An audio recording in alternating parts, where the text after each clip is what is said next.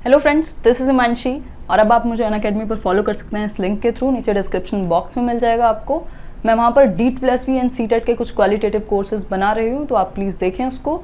इसके अलावा आप अनअकैडमी की लर्निंग ऐप डाउनलोड कर सकते हैं both Android and iOS devices पर, जहाँ पर आपको बहुत सारे अदर कोर्सेज देखने को मिल जाएंगे। Hello friends, this is Himanshi and welcome to let's learn. Discuss करेंगे कुछ बहुत ही इंपॉर्टेंट महत्वपूर्ण पर्यावरण अध्ययन के कुछ नोट्स, जो कि हम फर्स्ट वीडियो में फर्स्ट पार्ट में 5 पेजेस को डिस्कस कर चुके हैं। इसके अलावा नेक्स्ट पेज से आज स्टार्ट करते हैं। बिल्कुल अश्योरेंस है कि अगर आप ये सीरीज फॉलो करते हैं 10 वीडियोस की, जिसमें 5-5 पेजेस हम हर एक वीडियो में कवर करेंगे, तो 25 नंबर से कम तो नहीं आने वाले हैं EVS सेक्शन में, क्योंकि NCF भी कवर करेंगे और पेडागोजी सेक्शन भी। स्टार्ट करते हैं। NCERT बेस्ड नोट्स हैं। फटाफट से चलते हैं 5th पेज पर। इससे पहले की वीडियो अगर नहीं देखी है तो देख लीजिए, और अगर अभी तक चैनल को सब्सक्राइब नहीं किया है तो सब्सक्राइब भी कर लीजिए। अगर पहली बार देख रहे थे चैनल को तो वीडियो लाइक करके जाइएगा अगर पसंद आए तो, और शेयर करना है दोस्तों के साथ। स्टार्ट करते हैं। जो 5th पेज है अपना, वो स्टार्ट होता है कर्णम मल्लेश्वरी की कहानी से। यहाँ पर हमने छोड़ा था लास्ट टाइम, और कर्णम मल्लेश्वरी से क्वेश्चन आया हुआ है पहले, और बिल्कुल संभावना है आगे आने की, इसलिए प्रॉपर एक इमेज के साथ लगाया है ताकि आप ज़्यादा याद रख पाएँ। इसमें क्या होता है, इनके बारे में कुछ 3 बातें सही दे देगा, एक बात गलत दे देगा, तो वो आपको पहचानना होता है कि कौन सी 3 बातें सही हैं या कौन सी एक बात गलत है कर्णम मल्लेश्वरी के बारे में। तो आपको क्या चीज़ें पता होनी चाहिए। कर्णम मल्लेश्वरी क्या है, एक वेट लिफ्टर हैं, और कहाँ रहती हैं, आंध्र प्रदेश की हैं, अभी तेलंगाना में आई थिंक पड़ता है ये। और इनके जो फादर हैं वो एक पुलिस कांस्टेबल हैं। Malleswari started lifting weights when she was only 12 years old. तो 12 साल की उम्र से इन्होंने वेट लिफ्टिंग स्टार्ट कर दी थी, मेडल्स वगैरह के लिए जो आप प्रिपेयर करते हैं ओलंपिक्स में। 130 किलोग्राम तक का वेट ये लिफ्ट कर सकती हैं, उठा सकती हैं।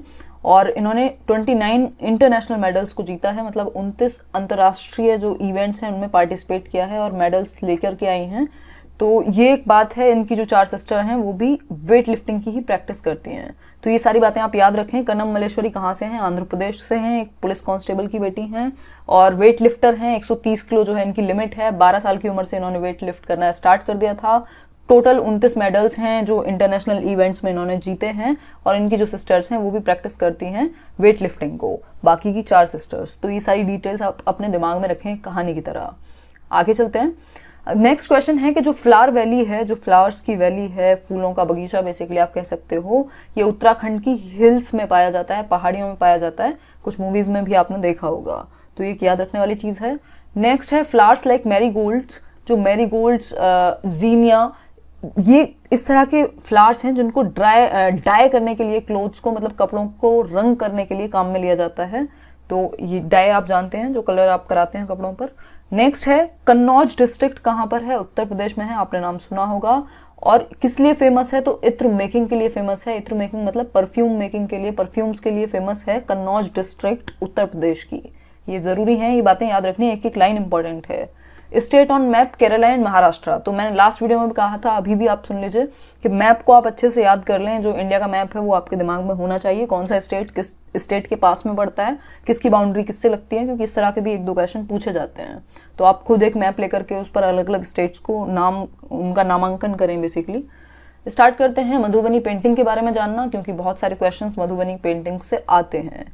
तो ये है मधुबनी पेंटिंग, आप देख सकते हैं अलग अलग जो इस पे क्या है, हाथी बने हुए हैं, यहाँ पर बत्तख बनी हुई है, अलग अलग डिजाइन बने हुए हैं कलरफुल। तो इसके बारे में थोड़ा सा जान लेते हैं, क्या कहती है मधुबनी पेंटिंग्स। ये जो डिजाइन है इस पिक्चर में मधुबनी पेंटिंग कहलाता है, बिल्कुल ये बात हम ऑलरेडी जानते हैं। ये क्या, एक बहुत ही पुरानी old form of folk art है, जो भारत की एक कला है, फोक आर्ट है, उसका एक बहुत पुरानी फॉर्म है, पुराने टाइम से है। इसको मधुबनी किस लिए कहा जाता है, मधुबनी पेंटिंग क्यों कहा जाता है, क्योंकि एक बिहार के एक डिस्ट्रिक्ट मधुबनी से रिलेटेड है, मधुबनी में बनाई जाती है, जो एक डिस्ट्रिक्ट है, जिला है बिहार में, इसलिए मधुबनी पेंटिंग इसका नाम है। तो एक जिले के नाम पर, एक डिस्ट्रिक्ट के नाम पर ही इस पेंटिंग का नाम है, बहुत फेमस पेंटिंग है। नेक्स्ट है these paintings are made out of paste of powdered. ये क्वेश्चन एज इट इज आपको आया हुआ मिल जाएगा प्रीवियस ईयर पेपर्स में, कि जो मधुबनी पेंटिंग्स हैं वो किससे बनाई जाती हैं। तो जो पाउडर्ड राइस है, जो एक चावल का जो पाउडर है उससे बनाई जाती हैं, और उसमें कलर मिक्स किए जाते हैं। तो ये एक चीज़ है जो आप याद रख सकते हैं। इन जो जितनी भी ये पेंटिंग्स हैं इनमें क्या होता है, वैसे ह्यूमन बींग्स को दिखाया जाता है, एनिमल्स को दिखाया जाता है, ट्रीज को, फ्लावर्स को, बर्ड्स को, फिश को, इन सारी चीज़ों को इसमें दर्शाया जाता है, जैसा कि आपने अभी ऊपर देखा भी। ये आप देख सकते हैं, एनिमल और फ्लावर ये सारी चीज़ों का कॉम्बिनेशन होता है। जो राइस का पेस्ट है चावल का, उससे पाउडर से बनती हैं, उसमें कलर मिक्स करके। और ये जो कलर हैं जैसे कि इंडिगो, नील, टर्मरिक, हल्दी, इन सारे कलर्स का यूज़ होता है जो कि फ्लावर से आते हैं, ट्रीज से आते हैं। तो आप ये याद रख सकते हैं। नेक्स्ट पर चलेंगे। नेक्स्ट चैप्टर की कहानी शुरू हो जाती है यहाँ पर। बेलवेनिका विलेज इज इन कर्नाटका। तो जो बेलवेनिका विलेज है एक, उसकी कहानी है जो कि कर्नाटका में है, कर्नाटक में है। गीजूभाई बडेका जो थे वो गुजरात में रहते थे। ये गीजूभाई बडेका की एक बेसिकली गीजूभाई बडेका बहुत बहुत इंपॉर्टेंट हैं आप लोगों के लिए, स्पेशली एट प्राइमरी लेवल, क्योंकि इन्होंने क्या किया, बच्चों को कहानियों के थ्रू पढ़ाना शुरू किया, बहुत एक अच्छी लर्निंग देनी शुरू की, और इसलिए ये बहुत फेमस हैं। तो गीजूभाई बडेका कहाँ रहा करते थे? गुजरात में। और उन्होंने बहुत सारी स्टोरीज लिखी बच्चों के लिए, कहानियों के लिए बहुत बहुत प्रसिद्ध हैं गीजूभाई बडेका। नेक्स्ट पर चलेंगे। An Indian robin Lay's it's eggs in between of stones along road side. जो इंडियन रॉबिन एक पक्षी है, एक बर्ड है, ये क्या करता है, अपने अंडे एक रोड साइड स्टोन्स में, पत्थरों के बीच में देता है जो रोड के साइड में होते हैं। तो ये अंडे कहाँ देगा इंडियन रॉबिन? जो एक रोड के साइड में कुछ स्टोन्स होंगे वहां पर अपने अंडे ले करेगा।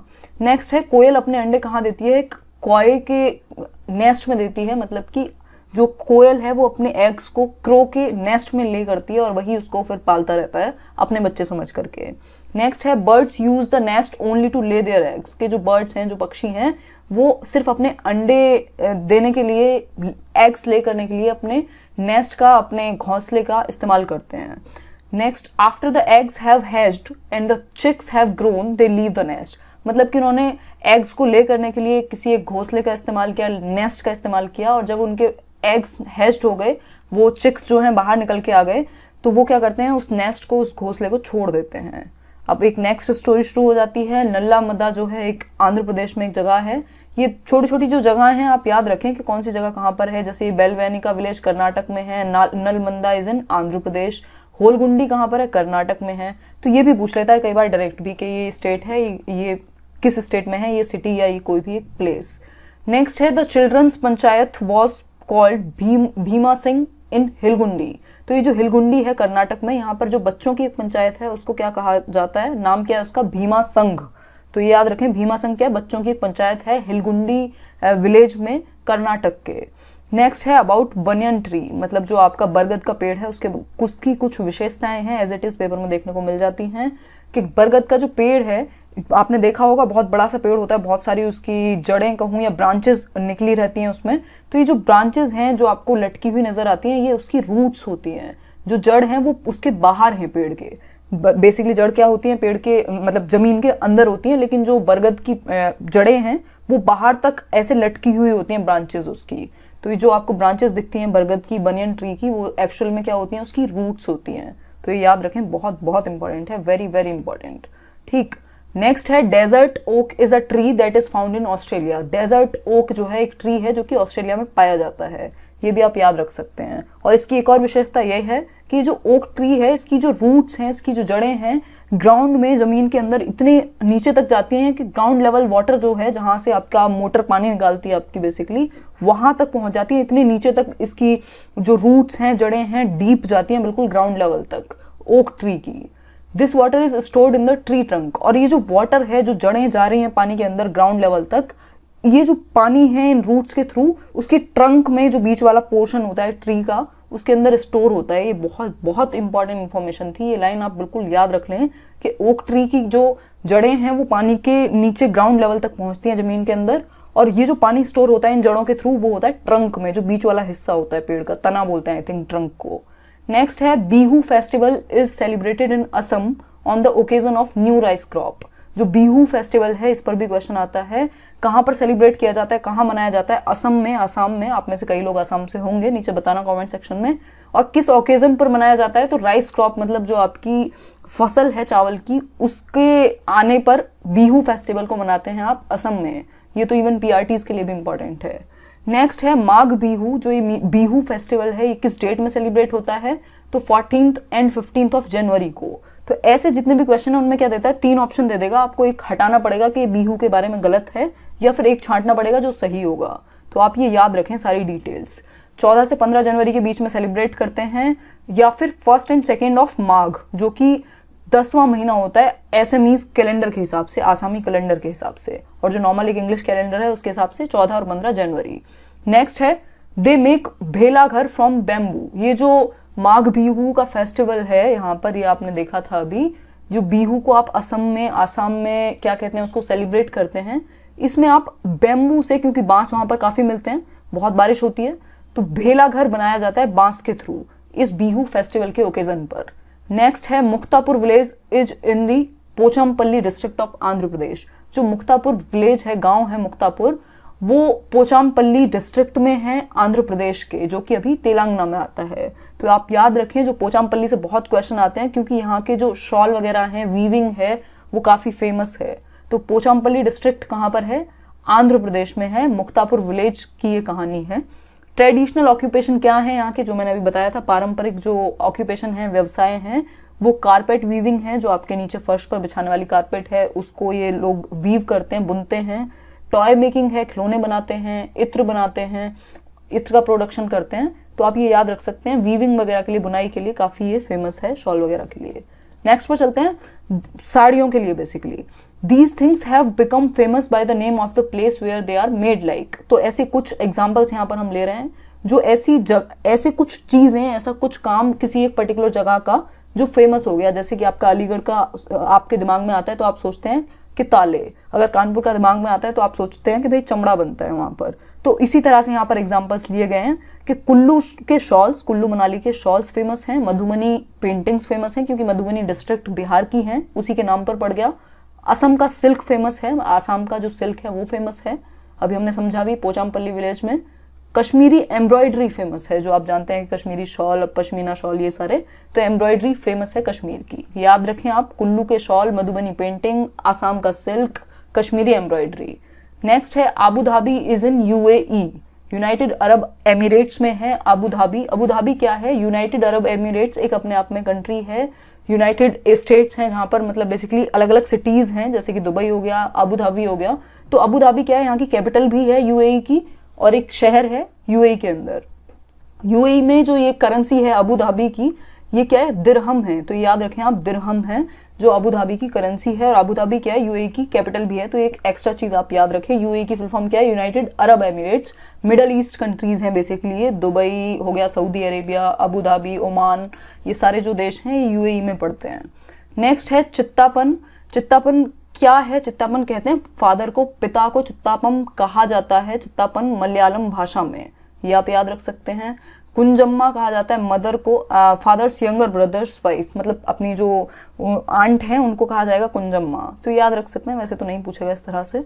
नेक्स्ट है in Kerala you can see many fruit trees like coconut, bananas, jackfruit, papaya, betel nut. तो याद रखें आप कि जो केरला है, जो केरला प्लेस है बेसिकली, वहां पर आपको इस तरह के पेड़ देखने को मिल जाएंगे, फ्रूट ट्रीज देखने को मिल जाएंगे, जैसे कि कोकोनट हो गया, बनाना हो गया, जैक फ्रूट हो गया, पपाया हो गया और बीटल नट हो गया। तो ये आप याद रखें। बेसिकली जो फ्रूट नट्स की बात करें तो वहां पर काफी ऐसे मिल जाते हैं। The only tree which grows in desert, मतलब सूखे रेगिस्तान में जो ट्री ग्रो करती है, सिर्फ एकमात्र ट्री है। कौन सा एक पेड़ होगा ये? तो डेट पाम्स होगा। जितने भी रेगिस्तानी एरिया हैं बेसिकली यूनाइटेड अरब एमिरेट्स में, तो ये खजूर के पेड़ होते हैं जहाँ पे डेजर्ट होता है, बिल्कुल रेगिस्तान होता है। नेक्स्ट है you can find various spices इन केरला। केरला में पेड़ तो मिलेंगे ही, कोकोनट, बनाना, जैक फ्रूट, पपाया, लेकिन इसके अलावा आपको बहुत सारे स्पाइसेस, मसाले भी मिल जाएंगे, जैसे कि तेज पत्ता, कैडमम्स एंड ब्लैक पेपर। तो जो इलायची है और आपकी काली मिर्च है, तेज पत्ता है, ये सब भी स्पाइसेस आपको केरला में मिल जाएंगे। गरम मसाला किस चीज से बनता है? तो गरम मसाला बड़ी इलायची को मिला के, क्लोव, लौंग को मिला के, क्यूमन सीड्स को मिला के, जीरा को मिला के, सिनेमन को, ब्लैक पेपर को, ड्राई जिंजर, इन सारी चीजों को मिला के आपका गरम मसाला बनता है। बहुत सारे लोगों को ऑलरेडी पता होगा, तो ये भी याद रखने वाली चीज है। This is the story of lieutenant commander Waheeda prism. अब एक नेक्स्ट स्टोरी स्टार्ट हो जाती है एनसीईआरटी के हिसाब से। नेक्स्ट चैप्टर है ये अपने आप में, कि एक स्टोरी है लेफ्टिनेंट कमांडर वहीदा प्रिज्म की। जो लेफ्टिनेंट कमांडर हैं वहीदा प्रिज्म, उनकी एक स्टोरी है, जो कि एक डॉक्टर हैं, कहाँ पर? इंडियन नेवी में। और ये फर्स्ट वुमेन थी जिन्होंने परेड ज्वाइन की, एक डिफेंस की सबसे पहली महिला जिन्होंने परेड को ज्वाइन किया। और डॉक्टर हैं ये कहाँ पर? इंडियन नेवी में, वहीदा प्रिज्म। इनके बारे में डिटेल जरूर देगा कि 3 ऑप्शन दे दिए आपको, 4th चूज करना पड़ेगा, गलत या सही। वहीदा प्रिज्म क्या है, कहाँ से हैं, थन्ना मंडी से हैं, जो कि Rajouri district of Jammu and Kashmir का है। तो JNK की हैं ये और थन्ना मंडी डिस्ट्रिक्ट से हैं। पहली ऐसी विमेन हैं, ऐसी महिला हैं जिन्होंने नेवी की परेड को ज्वाइन किया और लेफ्टिनेंट कमांडर हैं नेवी में, इंडियन नेवीज में। नेक्स्ट पेज पर चलेंगे, बहुत धीरे धीरे हम कर रहे हैं ताकि सारी चीज़ें क्लियर रहें दिमाग में, ठीक है।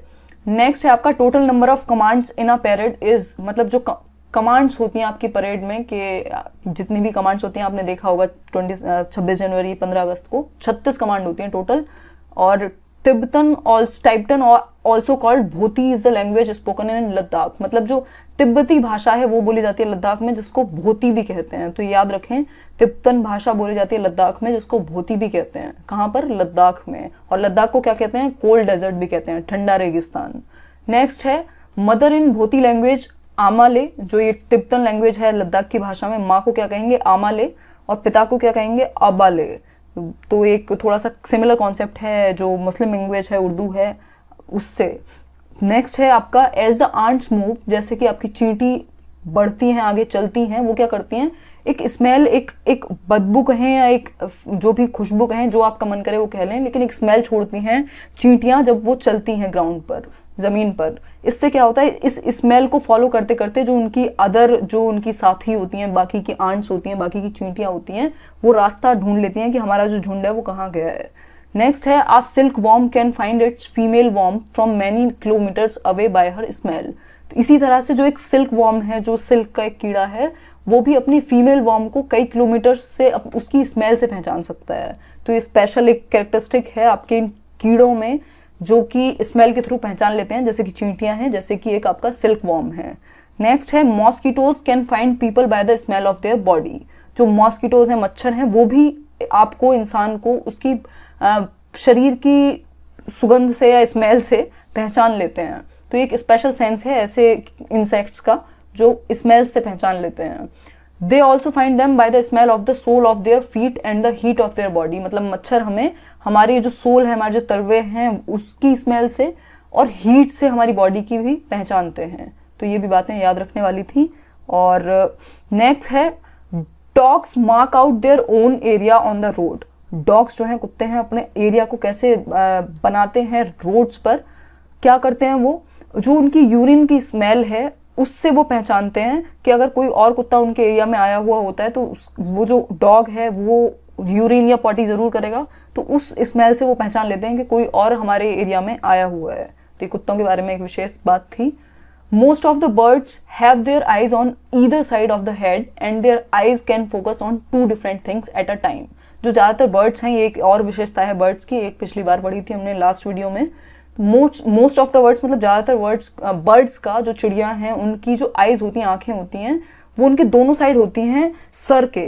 तो क्या करना पड़ता है उन्हें, अगर एक ऑब्जेक्ट को देखना है तो दोनों आंखें एक साथ देखती हैं, और अगर दूसरी तरफ देखना है तो पूरा सर घुमाना पड़ता है, ठीक है। नेक्स्ट है व्हेन दे लुक स्ट्रेट, जब वो सीधे देखती हैं, ये बात मैंने बता दी है, तो फोकस करती हैं एक ऑब्जेक्ट पर। लेकिन अगर किसी और चीज़ को देखना है, क्योंकि उनकी आइज फिक्स्ड हैं, एक जगह मूव नहीं कर सकती उनकी आइज हमारी तरह, तो उनको पूरा सर घुमाना पड़ता है। नेक्स्ट पे चलेंगे, some birds like kites, eagles, vultures can see 4 times as far as we can. बहुत इंपॉर्टेंट क्वेश्चन है कि जो काइट है, जो आपके चमगादड़ है, ईगल है, वल्चर है, ये मनुष्य से 4 गुना ज़्यादा तेज या दूर तक देख सकते हैं। तो ये क्वेश्चन एज इट इज़ आपको एनसीईआरटी में या पेपर्स में भी मिल जाएगा कि कौन सा एक बर्ड है जिसकी जो नज़र है बहुत ज़्यादा फास्ट होती है, 4 times ज़्यादा होती है हम लोगों से। तो चाहे वो ईगल हो, बोलते हैं ना बाज की नज़र, तो वही है, ईगल हो, चमगादड़ हो, वल्चर हो, इन तीनों में से कोई भी हो, आप आंसर लगाएंगे। नेक्स्ट है these birds can see things from a distance of 8 meters what we can see from a distance of 2 meters। मतलब 4 गुना ज़्यादा बेहतर देख सकते हैं मनुष्यों से ये तीनों ही बर्ड्स। तो सीधी सी बात है कि जो हम 2 मीटर से देख पाएंगे, ये उसको कहाँ से देख लेंगे, एक 8 मीटर के डिस्टेंस से देख लेंगे। तो 4 गुना ज़्यादा हो गया ना, 4 दूनी 8, क्लियर बात। नेक्स्ट है animals can not see as many colours as we can. एक और स्पेशल बात है एनिमल्स के बारे में, जानवर के बारे में बेसिकली, कि जानवर जो हैं वो जो दिन में जगते हैं जानवर, वो कुछ कलर्स को देख लेते हैं, जैसे कुत्ता वगैरह, जितने भी दिन में जगने वाले जानवर हैं वो कुछ कलर्स को पहचान लेते हैं। लेकिन जो रात को जगने वाले जानवर हैं उनको सिर्फ चीज़ें ब्लैक एंड व्हाइट में दिखती हैं, काले और सफ़ेद रंग में दिखती हैं, जैसे कि आपका उल्लू हो गया, ठीक है। तो जो रात को जानवर जगते हैं या पक्षी जगते हैं उनको सिर्फ ब्लैक एंड व्हाइट में दिखता है, ठीक है, और जो दिन में जगते हैं उनको थोड़े बहुत कलर नज़र आ जाते हैं।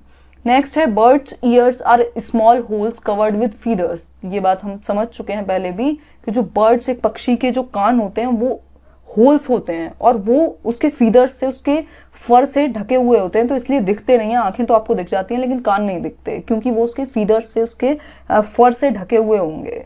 नेक्स्ट है snakes are deaf and they only feel vibrations on the ground. Snakes जो हैं, सांप जो हैं, वो डेफ होते हैं, मतलब बहरे होते हैं भाई, वो आवाज़ नहीं सुन सकते लेकिन वाइब्रेशंस को फील कर सकते हैं। और ये बीन वीन की आवाज़ जो मूवीज़ में दिखाते हैं वो आवाज़ सुनते नहीं है, वो वाइब्रेशंस को फील करते हैं, इसलिए वो भाग करके आते हैं। तो ये क्वेश्चन एज इट इज़ आपको देखने को मिल जाएगा। सांप जो है, जितने भी स्नेक्स हैं, वो सुन नहीं सकते, वो वाइब्रेशंस को फील करते हैं ग्राउंड पर। नेक्स्ट है some birds and animals have different sounds for different situations.